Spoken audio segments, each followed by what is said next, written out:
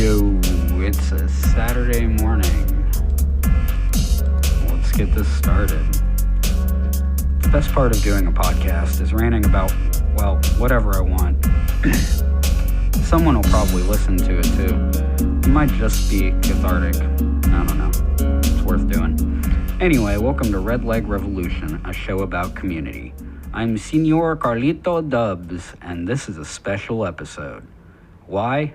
Well, a couple reasons. One, I've had the script for our first regular episode written for a while, just been hitting scheduling difficulties, getting my first guest host and my producer set up. So it's coming. It is a real thing. This isn't just going to be me ranting for the entire show. There's a whole different format I'm looking forward to getting into. But honestly, I'm pissed off and I needed to vent. So, let's talk about unemployment. Let's talk about how the USA responded to the ongoing pandemic. Let's talk about stimulus checks, extended benefits, and the alphabet soup of programs that ended last week. Let's talk about the incompetence of state governments, the lackadaisical approach to relief from the federal government, and why they let pandemic benefits run out. First off, let me tell you about the past 2 years for me, economically speaking. I was laid off in April 2020 from my job as a union commercial carpenter due to the company needing to reduce the workforce, as well as the fact that I caught COVID twice from that work site.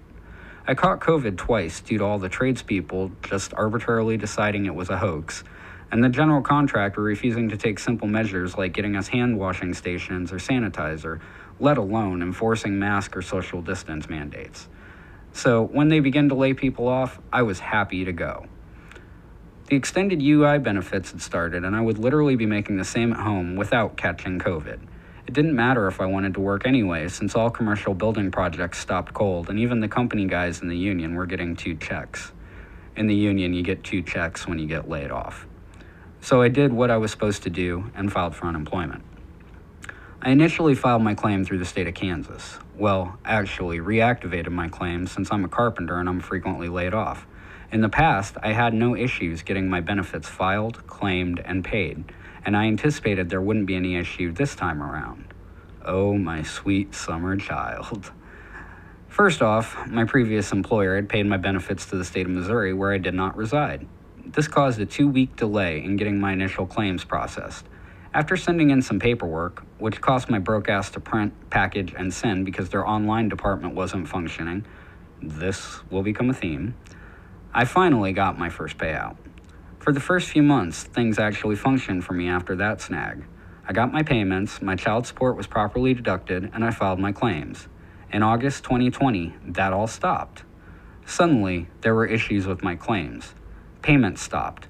The Lost Wage Assistance Program paid out sporadically, and they still didn't pay out my regular claim.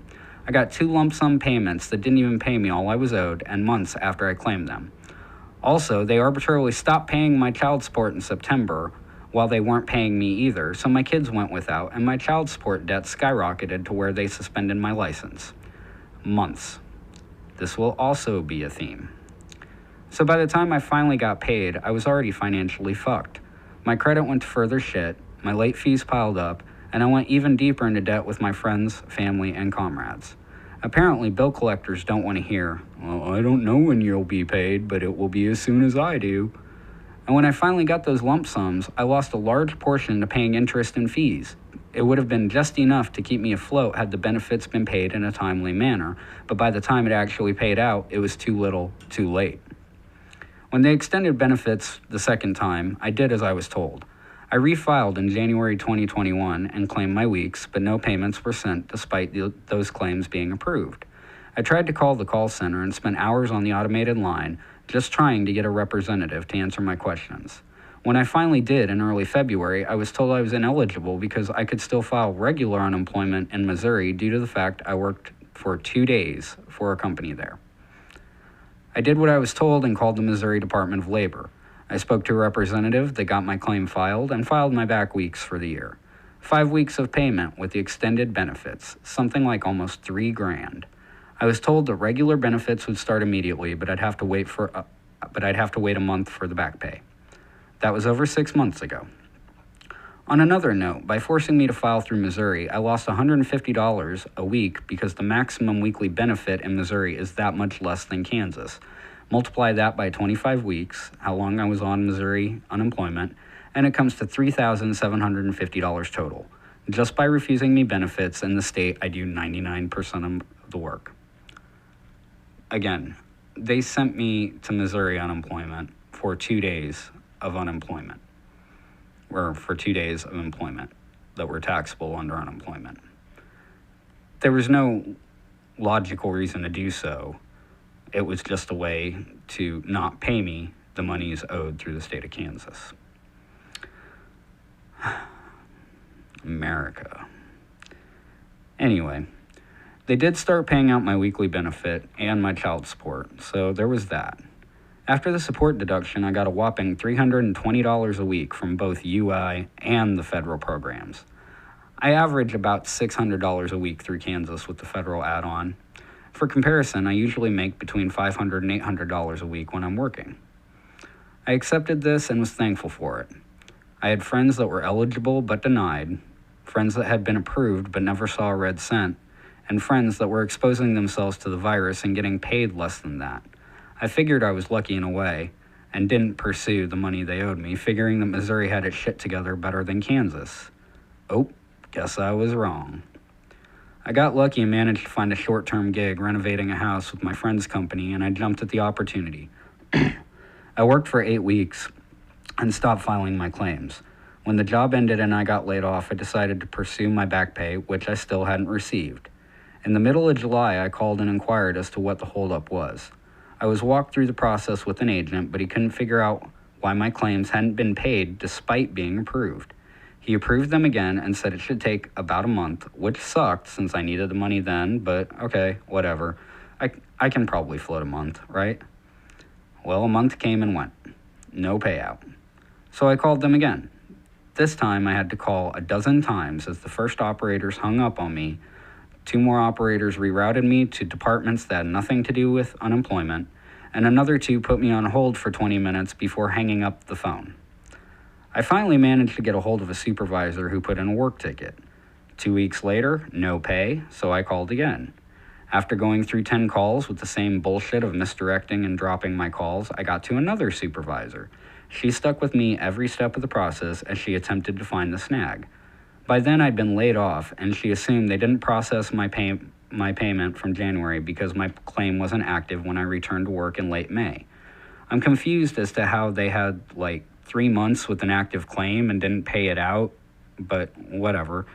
She attempted to expedite it again, but warned me it would be a month or so from then. The extended benefits ended in Missouri in early June. Thanks, Mike Parsons.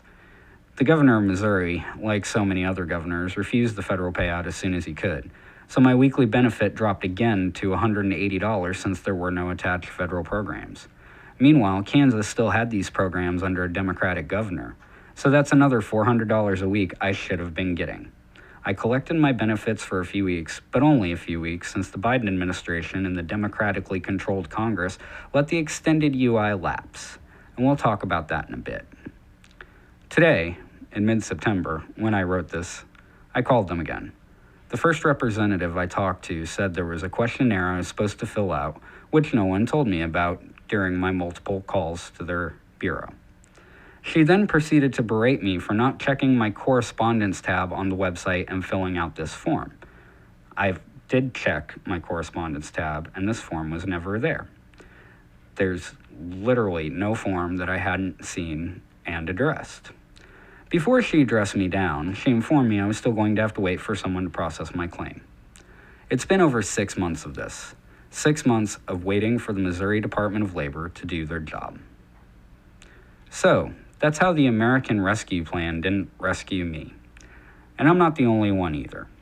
I've heard too many horror stories from other Americans regarding how the 1-2 punch of the pandemic and the incompetence of their State Department of Labor has completely screwed up their lives. How did we get here? Let's take a quick break for our ads, and then we'll discuss it. This is Red Leg Revolution. We'll be right back. Deep in the swamps of Florida, Honey, is that a new plant? he dwells waiting. Where did those seeds come from, honey? Silently. Oh my god, what is that thing? Sending seeds and stickers across the country. And spreading solidarity.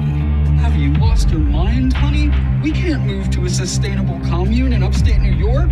What's wrong with you lately? There's no stopping him. The mighty Skunk Ape is on Facebook and he's on a mission. Anarchy! No! Coming to a post office box near you, the Skunk Ape Liberation Union.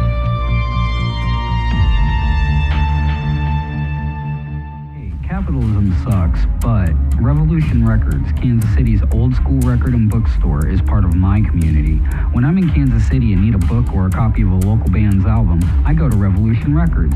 Revolution has a great selection of posters, books, records, tapes, and zines. Plus, they repair music and sound gear. That's pretty dope. Most importantly, Revolution Records is part of the community beyond being a small business. The staff does a great job maintaining an inclusive, accepting, and respectful atmosphere, and they also are active in making Kansas City a better place. Community fundraisers, concerts, workshops, events, and meetings all have taken place at Revolution Records, and that's just the stuff I was involved in. So next time you need a new record to spin or your speaker breaks, go check out Revolution Records, located at 1830 Locust Street, Kansas City, Missouri, or at revolutionrecordskc.com.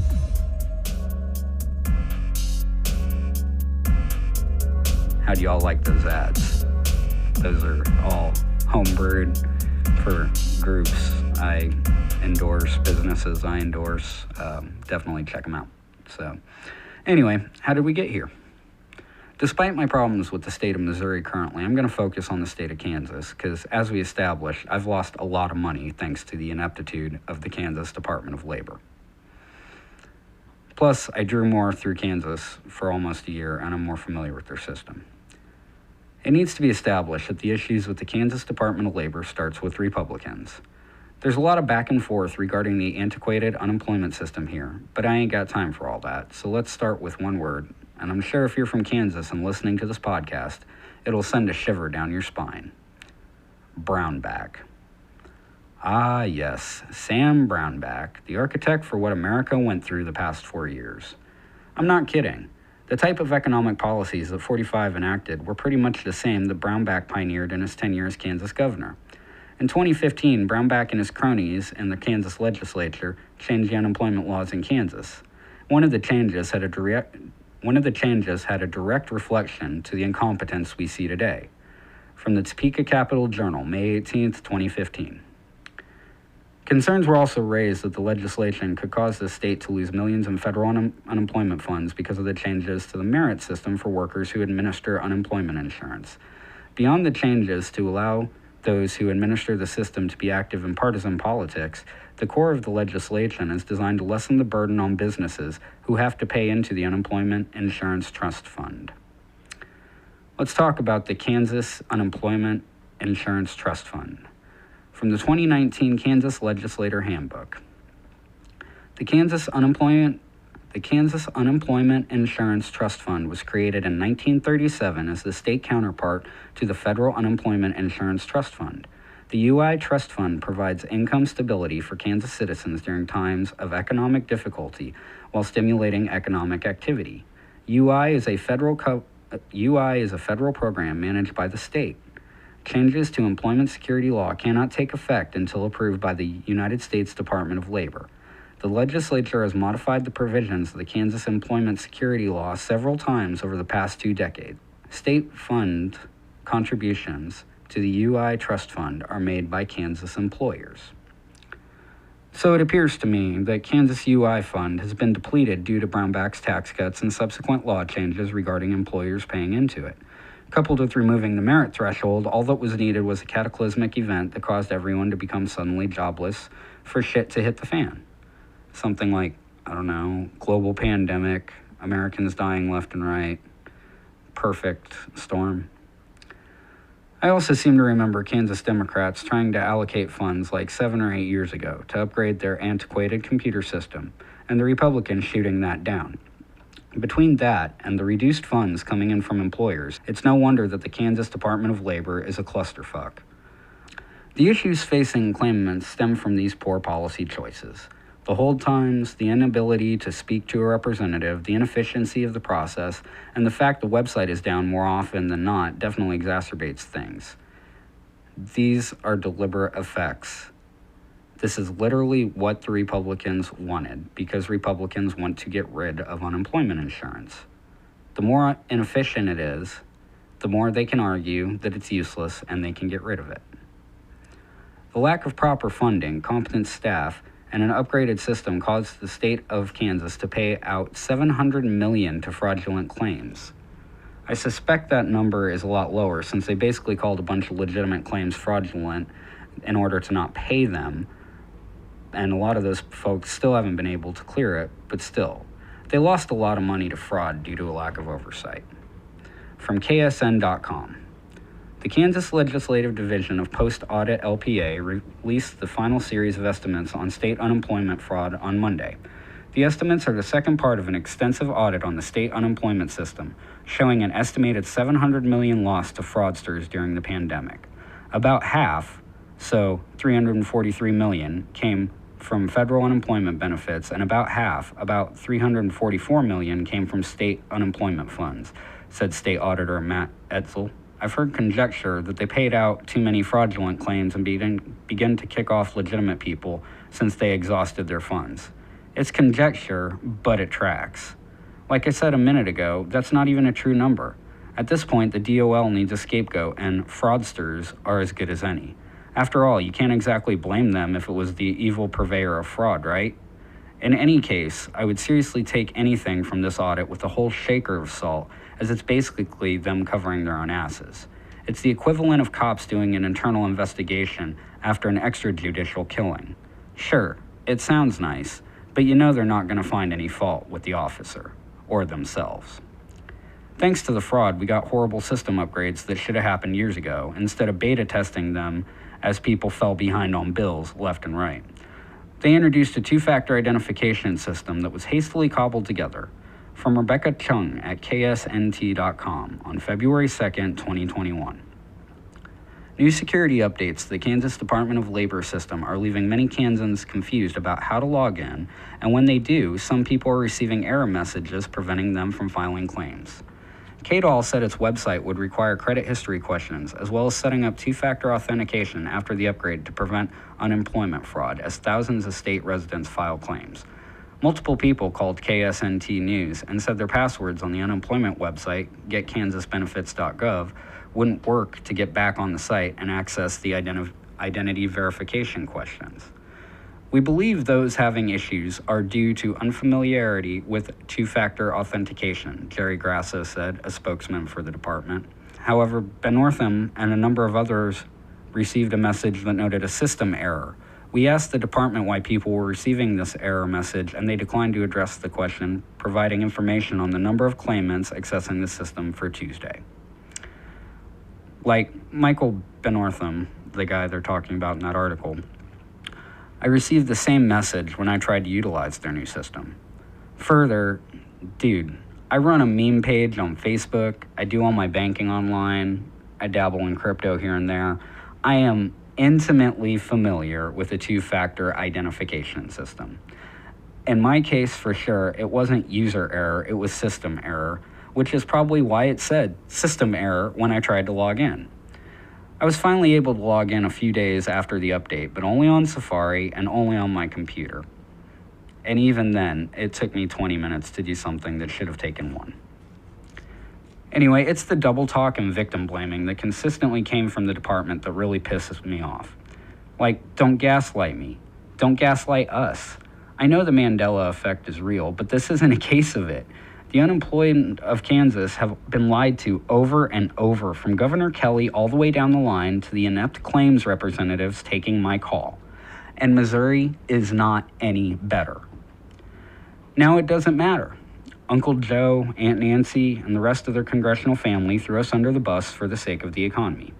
They didn't extend benefits, even as the Delta variant of COVID is filling up hospitals to capacity, and every kid under 12 is still unvaccinated. We can't waste the political capital, I assume, if I'm being generous. And I don't know why I would be generous. The truth is, they're as bad as Republicans at trying to force us to take low-wage jobs again.